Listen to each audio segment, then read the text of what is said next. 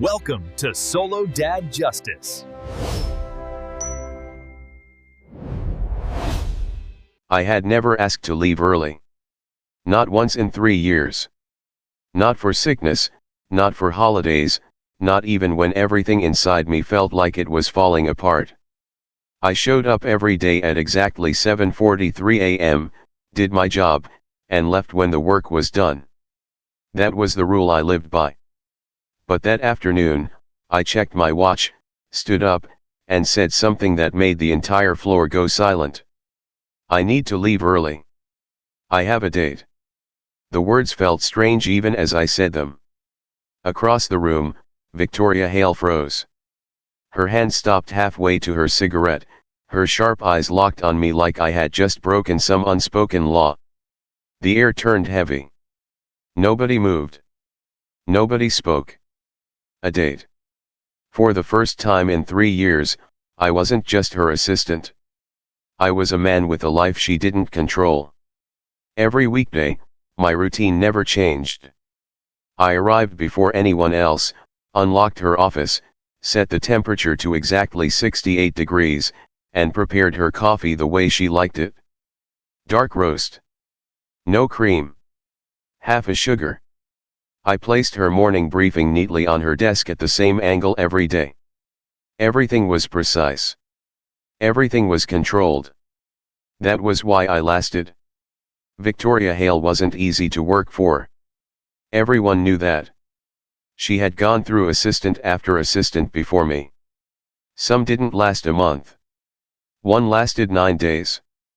I lasted because I understood something the others didn't.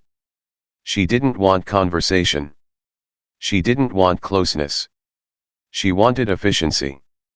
So I became exactly that. I answered emails before she asked. I fixed problems before they appeared. I stayed invisible but always present. To everyone else, I was just part of the system. But there was one thing that didn't fit that image. On my desk sat a worn coffee mug with faded letters. World's okayest dad. Nobody ever asked about it. And I never told. Until today. That afternoon had already been rough for her. A long meeting with the board had drained her. I could see it in the way her shoulders were tight when she walked into her office. I was already there, organizing her notes. Reschedule the Singapore call, she said without looking at me. Done, I replied. Move to Thursday. Same time. She nodded slightly.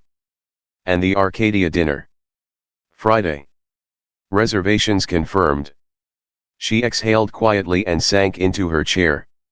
I could tell she was close to her limit. That was when she reached for the cigarette. She didn't smoke often. Only when the pressure got too heavy. I didn't comment.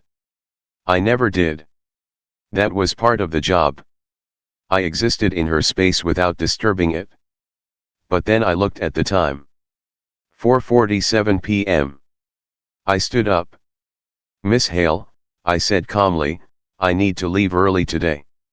She blinked like she didn't understand the words.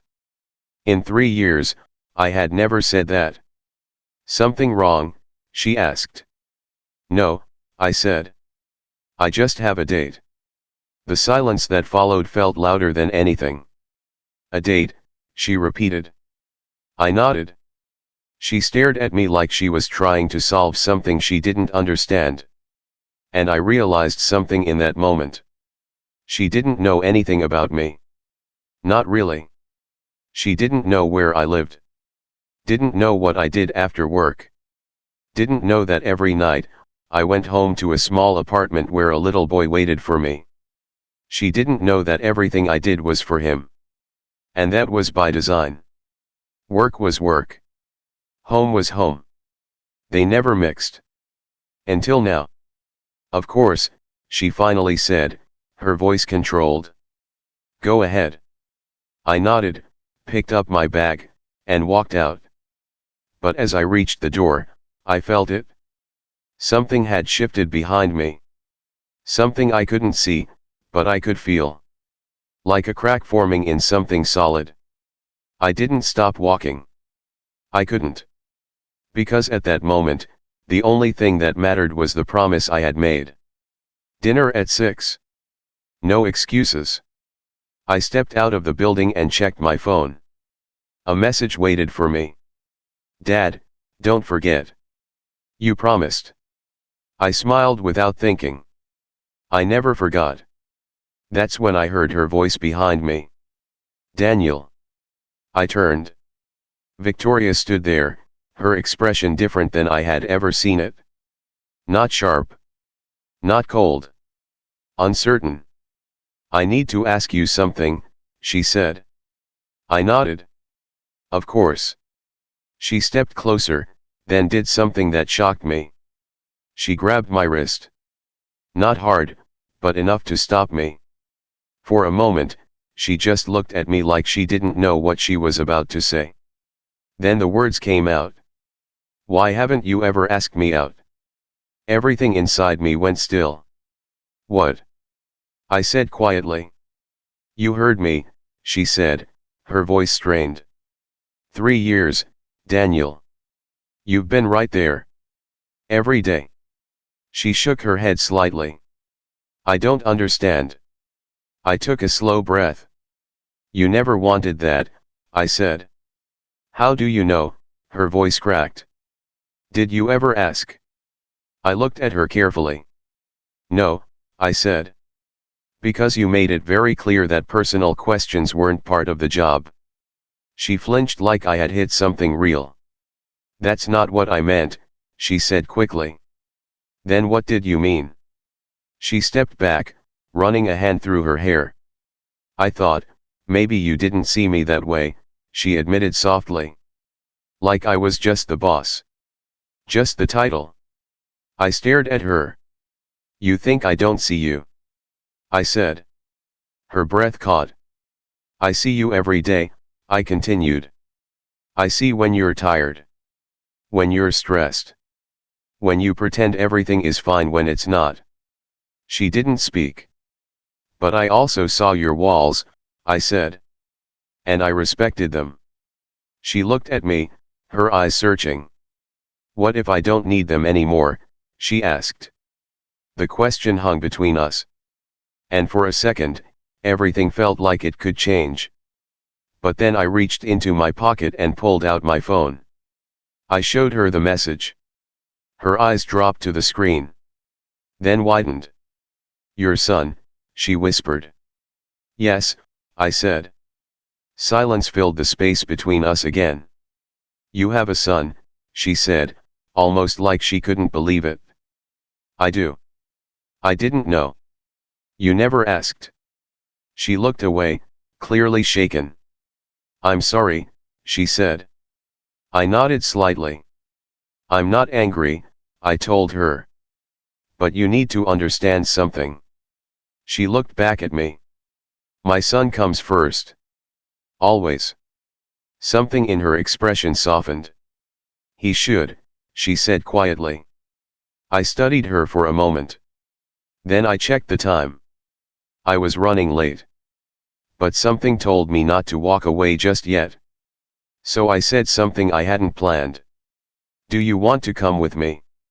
She blinked. What? To dinner, I said. It's his birthday. She stared at me like she didn't know how to respond. And in that moment, I realized something. This wasn't just about leaving early anymore. This was about crossing a line we had both been avoiding for 3 years. And once we crossed it, nothing would ever be the same. I opened the passenger door for her, and for the first time in 3 years, Victoria Hale looked uncertain about getting into my car. It was not because the car was bad. It was clean, quiet, and dependable, just like everything else in my life. But it was real. There was a booster seat in the back, a soccer ball on the floor, and a superhero blanket folded across the seat behind her. This was not the world she knew. This was mine. She slid into the seat without a word, smoothing her skirt as if she could still hold on to some piece of control. I got in beside her, started the engine, and pulled out of the garage. He asks a lot of questions, I said after a minute. She turned to me. Your son? I nodded. He is 8. He is smart, loud, and he has no filter. For the first time since she had grabbed my wrist in the lobby, her mouth twitched with the beginning of a smile. I can handle questions. I glanced at her. Not like his. That got a small laugh out of her. It was quiet, almost surprised, like she had forgotten how to laugh when no one expected it. We drove in silence for a few blocks. The city outside was turning golden as the late afternoon light slipped between buildings. Victoria sat with both hands folded in her lap, staring out the window like she was trying to understand a life she had never noticed before. Then she asked, "Why didn't you tell me?" I kept my eyes on the road. "Because you never asked." Her face tightened, but she did not argue. After a moment, she said, "That sounds fair, and painful." "It is just the truth." She looked down at her hands. "I spent 3 years thinking I knew you because I knew how you worked." "You knew how I worked," I said. "That is not the same thing." Her voice turned softer. "No. It is not." The pizza place was small and warm, tucked between a bookstore and a laundromat on a street most people in expensive offices never noticed. The sign outside was painted by hand. Inside, the lights were soft, the booths were worn, and the whole place smelled like garlic, bread, and tomato sauce. It felt like comfort. Lucas was already in our booth by the window. He had a paper birthday crown tilted on his head and a box of crayons spread in front of him. The second he saw me, his whole face lit up. "Dad." He jumped out of the booth and hit me at full speed, throwing his arms around my waist. I laughed and held him tight. "Hey, birthday boy. You are late by 6 minutes, he said, pulling back just enough to look up at me. "I know. You said 5:50. "I know." His eyes narrowed. "That is not like you." "I had company," I said. That was when he noticed Victoria. He stared at her openly. She stared back, and for once, the woman who could silence a boardroom looked completely unprepared. "Who is she?" Lucas asked. "This is Victoria," I said. "She is a friend from work. I invited her to dinner with us. Is that okay?" Lucas looked her over from head to toe, serious as a judge. "Do you like pizza?" Victoria blinked. "Yes." "Good," he said, climbing back into the booth. "Dad's friends have to like pizza." She slid into the seat across from him. "That seems like a strong rule." "It is," he said. "Also, no phones at the table, and you have to try the garlic knots even if you think you are full." I sat beside him and looked at Victoria. "He believes in structure. Rules keep people from acting weird," Lucas said. Victoria looked at me, and I saw something soften in her expression. Maybe it was surprise. Maybe it was relief. Maybe she just liked seeing me in a place where I was not careful every second. The waiter came over, and Lucas ordered for himself like he always did, proud and serious. "Pepperoni pizza. Lemonade. Extra napkins." Victoria ordered a margarita pizza and water. She said the word slowly, like she was still adjusting to being somewhere that did not know her name. The question started the second the waiter walked away. "What is your favorite color?" "Blue," she said. "Do you have pets?" "No." "Why not?" "I work a lot." "That is a bad reason," he said. I closed my eyes for a second. "Lucas." "What?" "It is true." Victoria surprised me by smiling. "No, I think you might be right." He nodded, pleased. "What is the coolest place you have ever been?" "Iceland." His eyes went wide. "Are there dragons?" "No." "Then why is it called Iceland?" She paused, and I could tell she had no idea how to answer that. "That is a very good question." I ask a lot of those, he said proudly. You really do, I said. Victoria relaxed more with every minute.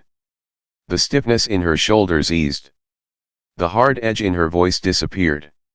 She answered every question like it mattered. She asked him about school, about his favorite movie, about why he had chosen dinosaurs on his birthday crown. He explained that dinosaurs were better than astronauts because astronauts were real and dinosaurs were cooler. When the pizza arrived, Lucas launched into a long story about his science project, where a baking soda volcano exploded so hard it hit the classroom ceiling. Victoria listened like the story was the most important thing she had heard all week. I watched her while he talked. At work, she was always contained. Every move had purpose. Every word was measured. But here, sitting under warm lights with tomato sauce on her plate and a child asking her if she believed in sea monsters, she looked different. Younger somehow. Human in a way that had nothing to do with power. Lucas reached for another slice and looked at her. Why do you wear clothes like that? I nearly choked on my drink. Lucas. What? I am asking. Victoria actually laughed this time, a real laugh that made the people at the next table glance over. Like what? Like you are going to fight a business meeting. I covered my mouth, trying not to laugh. She looked down at her expensive jacket and then back at him. That is because I came from work. He accepted that. Okay. But next time, you should wear sneakers. The word next time landed quietly on the table. Victoria looked at me before answering him. Maybe I will. He nodded and went back to eating like that settled it. Then, halfway through his second slice, he asked the question that changed the whole night. Dad, he said, is she the date? I froze. Victoria went still across from me. Lucas looked between us. Because you said you had a date. And then you brought her. So is she the date? I set my glass down carefully. No, I said that at work because it was easier than explaining everything. He frowned. That is still weird. It is a long story. Victoria looked at him and then at me. Maybe not that long. Lucas leaned forward. So do you like her? I rubbed a hand over my face. Buddy. What? That is the important part. Victoria's cheeks turned pink. I had never seen that before. It made her look less like the woman who ran a company and more like someone who had been caught hoping for something. Lucas turned to her. Do you like my dad? The whole world seemed to pause. I looked at her, and she looked back at me. For one long second, it felt like the restaurant had gone silent around us. Then she answered. Yes, she said softly. I do. Lucas sat back, satisfied. Okay. Good. That makes sense. I let out a slow breath I had not realized I was holding. He pointed at us with his breadstick. Then maybe you should both stop acting weird. Victoria laughed again, but this time there was emotion behind it. Something warm. Something open. She looked at me across the table, and I realized I was seeing a side of her she had hidden from everyone. Not the boss. Not the woman with the perfect voice and sharp heels and cold office. Just Victoria. And the hardest part was that I liked her even more that way. When the birthday dessert came, the whole staff sang to Lucas while he grinned and pretended to hate the attention.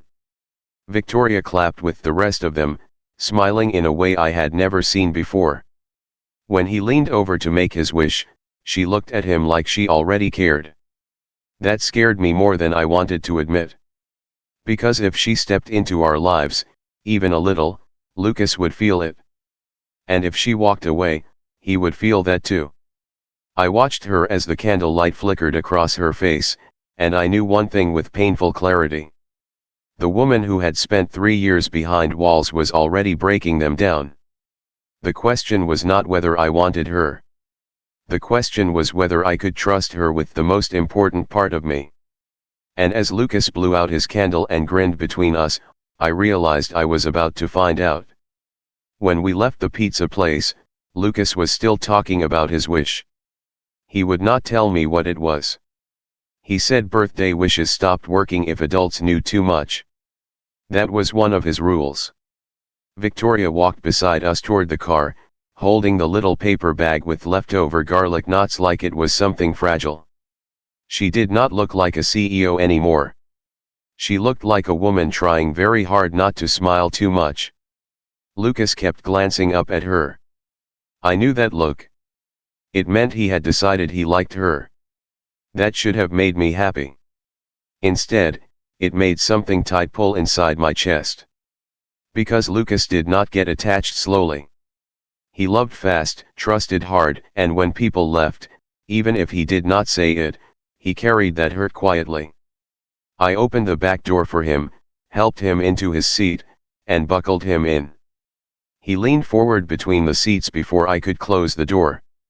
Victoria. She bent slightly. Yes. If you come again, can you wear sneakers? She laughed softly. You really care about that? Yes. You look like you are about to arrest a spreadsheet. I closed my eyes and shook my head. Victoria bit her lip, trying not to laugh too hard. I will remember that. Lucas sat back, pleased with himself, and I shut the door. When I got into the driver's seat, Victoria was still smiling. What? I asked. She turned to me. Your son is the only person I have ever met who can insult me and make me feel honored at the same time. I started the car. He has a gift. The first few minutes of the drive were quiet. Lucas talked from the back seat about dinosaurs, soccer, and why pepperoni was the best topping because it looked serious. Victoria answered every question he threw at her, and somehow she never seemed annoyed. She listened like each thought mattered. I kept stealing glances at her. At work, she never relaxed. Even when she was calm, there was always tension under the surface, like she expected the room to turn against her at any moment. But now she was turned halfway in her seat, talking to my son about volcanoes and sneakers and whether sharks got lonely. She looked softer. Warmer. Dangerous in a different way. By the time we reached my apartment building, Lucas had started to yawn between sentences. His crown had slipped to one side, and his eyes were heavy. I parked at the curb and turned around. Come on, birthday boy. He rubbed his face. I am not tired. You are falling asleep sitting up. No, I am thinking with my eyes closed. Victoria let out a quiet laugh beside me. I got out, opened his door, and lifted him into my arms. He rested his head against my shoulder right away, too sleepy to argue anymore. I reached into the back for his little gift bag and the leftover pizza box.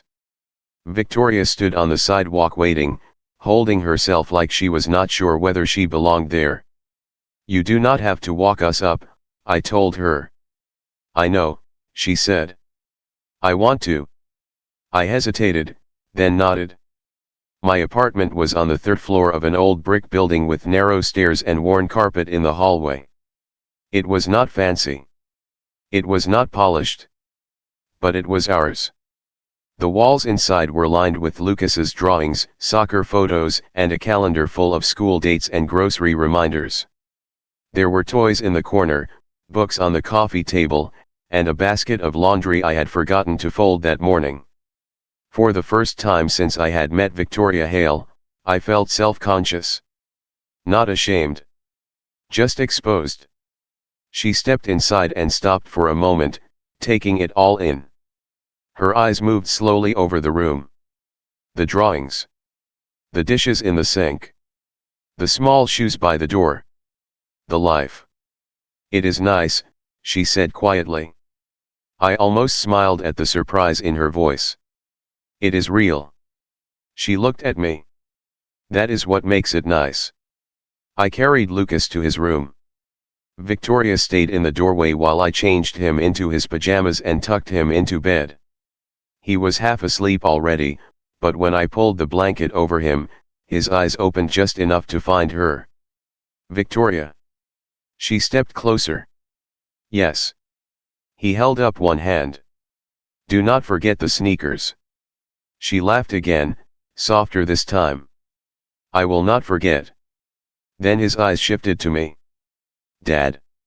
Yeah, buddy. She is pretty. I glanced toward Victoria. Her face changed so fast it was almost painful to watch. She looked touched, embarrassed, and completely undone all at once. I cleared my throat. Go to sleep, Lucas. He smiled, closed his eyes, and was asleep less than a minute later. I stood there for a second, looking down at him. At the little boy who had changed the whole shape of my life.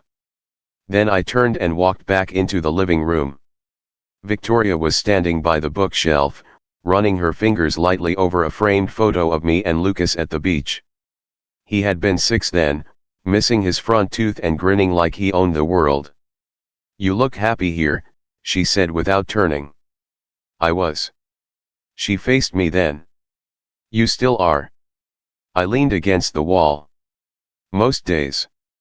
She nodded, but her eyes stayed on me. The apartment was quiet now.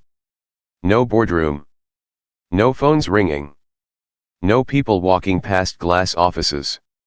Just the low hum of the refrigerator and the soft sound of traffic outside. It felt too personal. Too honest. Victoria set the photo back down carefully. Daniel, can I ask you something? You have already asked a lot tonight. Her mouth curved a little. This one matters. I waited. Why did you stay? She asked. At work, I mean. With me. That was not the question I expected. I crossed my arms and looked at her for a long moment before answering. At first, because I needed the money, I said simply. Single dad. Medical bills. Rent. Child care. I did not have the luxury of walking away because my boss was difficult. Something flickered across her face at the word difficult, but she let me continue. Then I stayed because I was good at it. And because under all that ice, I saw someone worth staying for. Her breath caught. I had not planned to say it that way, but once it was out, I did not take it back. You did? She asked quietly. Yes. She looked down, almost like she could not hold my eyes after that. Most people do not say things like that to me, she said. Most people are scared of you. A sad smile touched her lips. And you are not. I let out a breath that was almost a laugh. I was. I nodded. Now I just think you are lonely. That hit her harder than I meant it to. I saw it in the way her shoulders went still. She walked slowly to the couch and sat down, then looked up at me. Come sit. I should not have. Everything about the night already felt too close, too fast. But I sat. There was space between us, but not much. For a few seconds, neither of us spoke. Then she said, you were right in the lobby. About what? I have walls. She stared at her hands. I built them because every time I let people close, they used what they learned against me. I listened. My father loved control more than he loved people. My mother learned to live with silence. And I learned very early that if I wanted respect, I had to earn it by never needing anyone. Her voice stayed calm, but I could hear the truth underneath it. So I became someone nobody could hurt, she said. And did it work? She looked at me, and there was nothing cold left in her face now. No, she whispered. It just made me someone nobody could reach. The words settled between us. I knew something about that kind of loneliness. Not the same kind, but enough. When Lucas's mother left, I said, I spent a long time being angry. At her. At myself. At life. Then one day I looked at my son and realized I could not stay broken and still raise him right. Victoria listened so carefully it made my chest ache. So I stopped waiting for life to become easier, I continued. I just learned how to carry more. She swallowed hard. You make that sound simple. It was not. No, she said softly. I do not think anything about you is simple. Our eyes met, and this time neither of us looked away. The air between us changed. It became something heavier. Something warmer. Something that had been there for a long time but had never been allowed into the room. Victoria's voice dropped. Do you know what the worst part was today? What? When you said you had a date, I thought someone else knew you better than I did. I did not answer. She kept going. I thought there was someone who got your smile after work. Someone who knew what your life looked like when you left the office. Someone who got to hear your real voice. I turned toward her more fully. And that bothered you, I said. Yes. Why? Her eyes searched mine like she was done hiding from the truth. Because somewhere along the way, you stopped being just the man who managed my calendar. I felt my heart kick hard once in my chest. What did I become? Her answer came so quietly I almost missed it. The person I looked for first every morning. Neither of us moved. I do not know who leaned in first. Maybe it was both of us. Maybe it had started long before tonight. But 1 second there was still distance between us, and the next her face was close enough that I could see the faint shake in her breath. I gave her enough time to pull away. She did not. So I kissed her. It was not rushed. Not reckless. It was slow and careful, like both of us understood how much rested on that one moment. Her hand rose to my arm, fingers tightening just enough to tell me this was real. I could taste the wine she had barely touched at dinner and the fear she was still trying to hide. When we pulled apart, she kept her forehead close to mine. I closed my eyes for a second. Victoria. Yes. This cannot be a mistake. It is not. You cannot do this tonight and turn cold tomorrow at the office. She leaned back enough to look at me. I will not. You cannot let Lucas get attached if you are unsure. Her face softened in a way that made her look younger than I had ever seen her. I am not unsure about you. That should have comforted me. Instead, it scared me even more. Because I believed her. And believing her meant I had something to lose now too. A sound from the hallway broke the moment. A small sleepy voice floated from Lucas's room. Dad. I stood up at once and went to him. Victoria followed but stopped at the door. Lucas was sitting up in bed, rubbing one eye. You okay? I asked. He nodded, then looked past me and saw her. Did you kiss? I froze. Victoria made a sound somewhere between a gasp and a laugh. Go back to sleep, I said. He frowned. That means yes.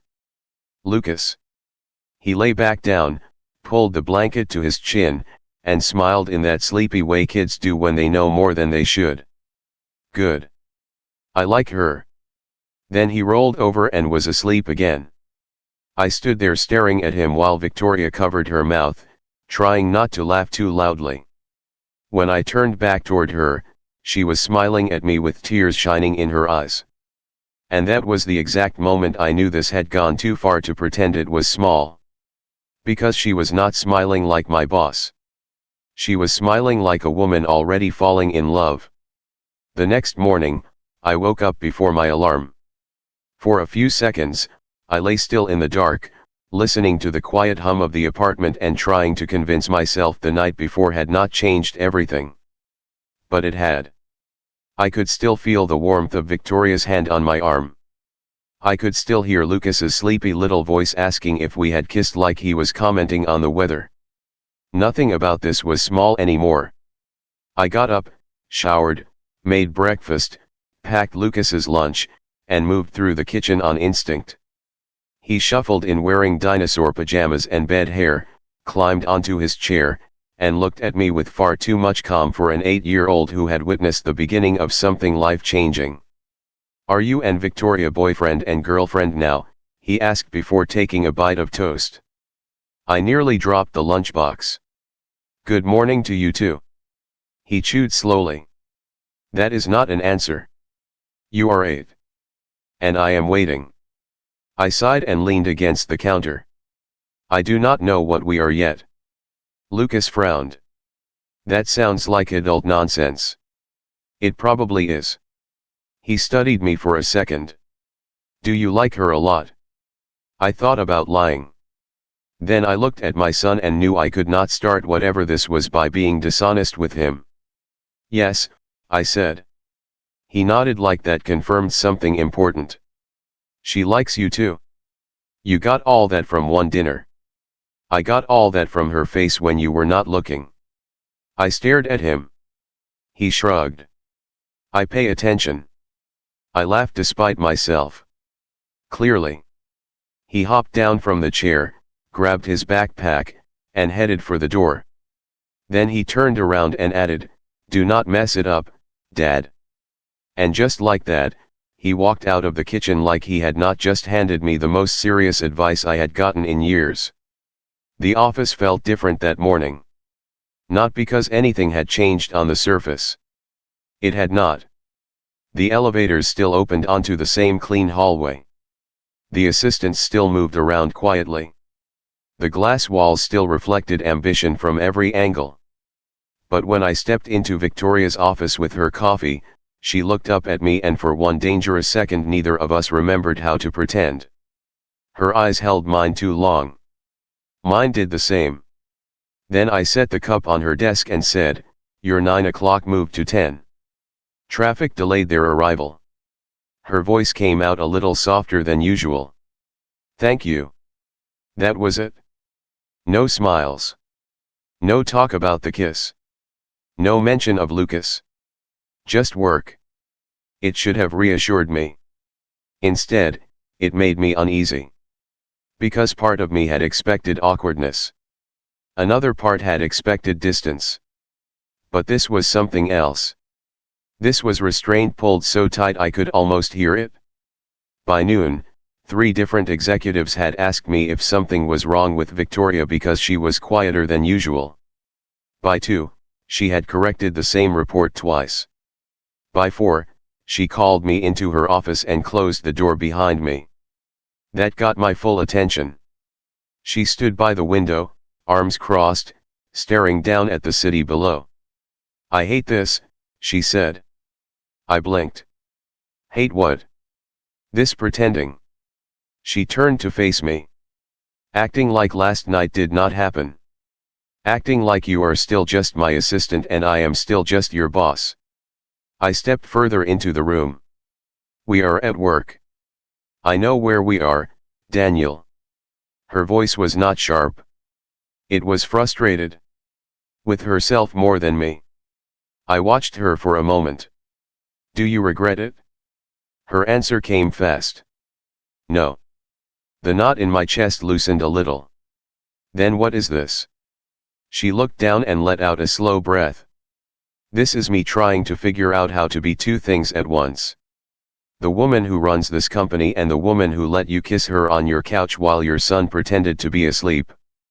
A smile almost broke through, but I held it back. He was not pretending. That made her laugh, quick and helpless. Then her face softened again. "I am serious," she said. "I do not know how to do this." I moved closer. "Neither do I." "Yes, but you are better at real life than I am." "That is not true." "It is," she said quietly. "You know how to belong to people. I know how to manage them." Those words sat heavy in the room. I stopped in front of her. "Victoria." She looked up. "You do not have to be perfect at this." "I do," she said. "Because if I get it wrong, I do not just lose you. I hurt Lucas too." There it was. The real fear. Not rejection. Damage. I reached for her hand. She let me take it. You are already doing the one thing that matters most, I said. What is that? You care enough to be scared. Her eyes searched mine, and for a second she looked so open it almost hurt to see. What if that is not enough? It is enough for a start. She swallowed, then nodded slightly. That weekend, she came to Lucas's soccer game in white sneakers. He noticed before anyone else. The second we walked onto the field, he pointed at her shoes like she had passed some secret test. You remembered? I said I would. He looked deeply satisfied. Good. The field was noisy, crowded, and messy in the way only children's sports could be. Parents shouted from folding chairs. Kids ran in the wrong direction. The scoreboard barely worked. Victoria stood beside me in a simple sweater and jeans, no heels, no sharp jacket, no armor. She looked nervous. Relax, I told her quietly. Nobody here knows who you are. She looked at the moms with coffee cups and the dads in baseball caps. That is somehow making me more nervous. I smiled. You have survived board meetings with men twice as cruel as youth soccer parents. That is not helping. Lucas played exactly the way he did everything else in life. With full confidence and very little fear. He missed one easy kick, tripped over his own feet once, and still acted like he was carrying the entire team. Every time he looked toward the sidelines, his eyes went first to me and then to Victoria. When he scored, his face lit up like the sun. He came running over during the break, red-cheeked and breathless. Did you see that? We saw it, I said. It was amazing, Victoria told him. I know, he said, then handed her his water bottle like they had known each other forever. Hold this. She took it without question. I looked at her. She looked back. And in that tiny ordinary moment, something inside me shifted. I could picture it now. Not perfectly. Not all at once. But enough to scare me with how badly I wanted it. Over the next few weeks, she kept showing up. Not in huge dramatic ways. In real ways. She came to another game. She learned which frozen waffles Lucas liked and kept a box in her penthouse because she wanted to be prepared. She sat on my couch one Wednesday night helping him with math homework while I made dinner, and when he got an answer right, the smile on her face was brighter than his. At work, we were careful. At home, we were honest. It was not easy. Sometimes she pulled back without meaning to. Sometimes I got quiet when I felt how much was at stake. But every time things got hard, she stayed. That mattered more than perfect words ever could. Then one Thursday evening, everything nearly fell apart. A photo appeared online. Nothing terrible. Just the two of us leaving a restaurant after a late dinner, my hand at her back, her face turned up toward mine. But because she was Victoria Hale and people loved talking about powerful women like they were public property, the story spread fast. By morning, the whispers were everywhere. By 10, the board had called an emergency meeting. I stood outside the conference room while they questioned her for almost an hour. Conflict of interest. Professional conduct. Company image. When the door finally opened, she walked out looking furious. Not shaken. Furious. Daniel, she said, come with me. I followed her into her office and shut the door. What happened? I asked.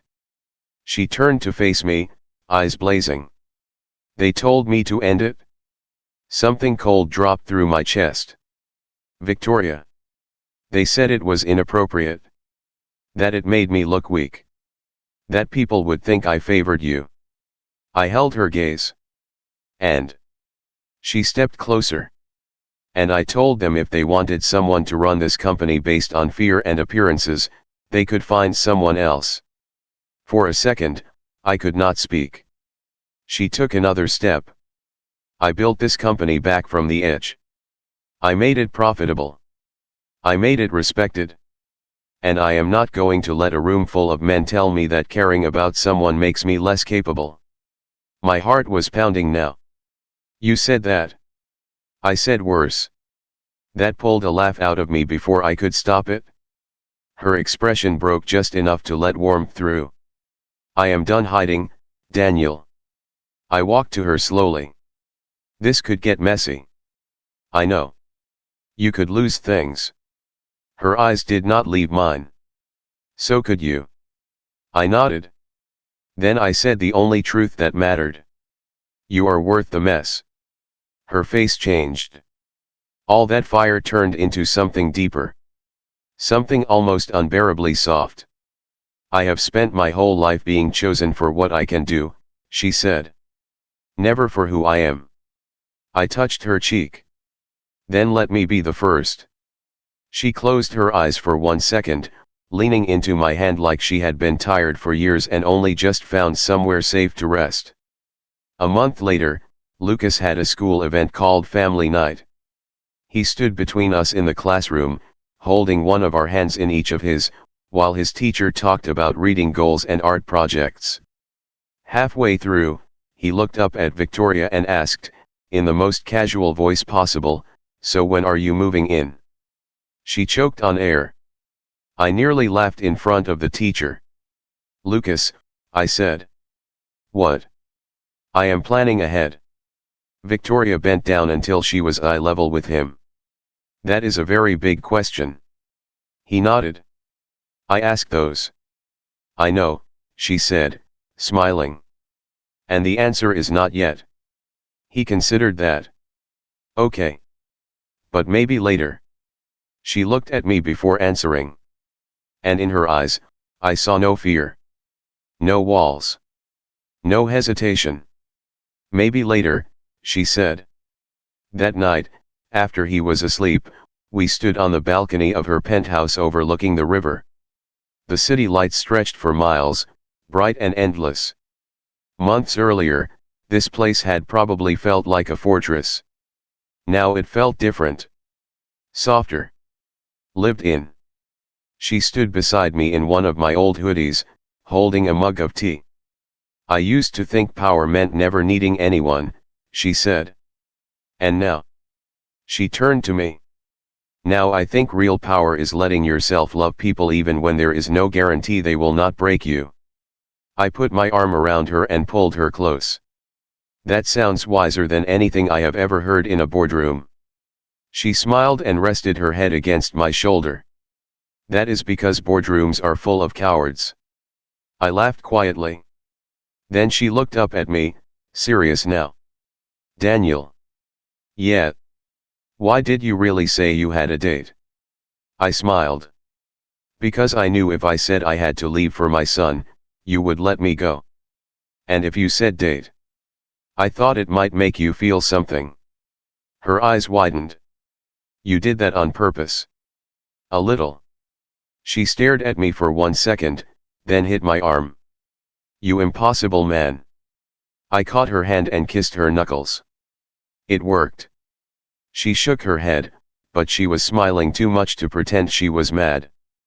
Below us, the city moved like it always had. Loud. Restless.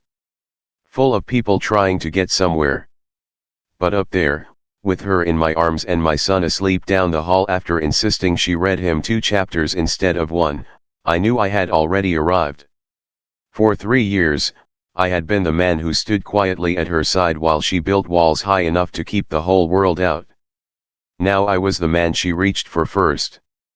And Victoria Hale, the woman everyone thought was too cold to love, had become the one person who made my life feel warm in every place it had once felt empty.